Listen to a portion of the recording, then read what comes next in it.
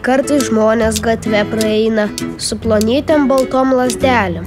Mes jiems galim pažvelgti į veidą, o jie mūsų matyti negali.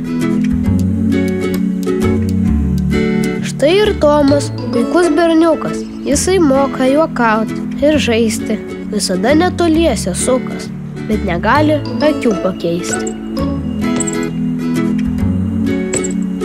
Tomo akis nemato nieko, jos prie to jau seniai įpratę.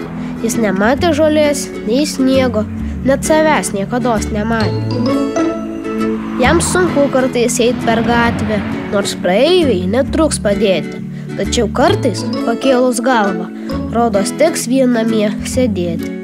Tai ne Tomui, jis nori tūkti su vaikais iš jo gimto namo. Tačiau kaip iš tamsos ištrūkti ir kaip žaisti, jei jis nemato.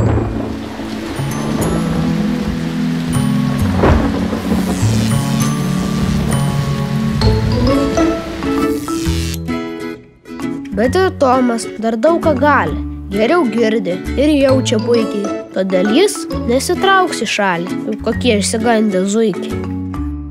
Ir vaikai jį priims į būrį, nes tas Tomas puikiausias draugas. Jis nemato, bet daug ką turi. Turi mažas, turės užaugęs.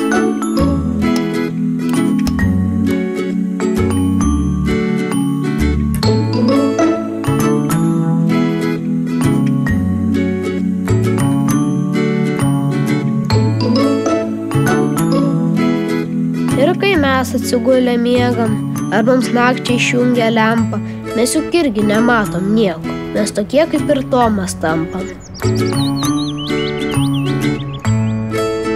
Ar giedra, ar lietus, ar niaukės, mes su Tomu ir Tomas džiaugias.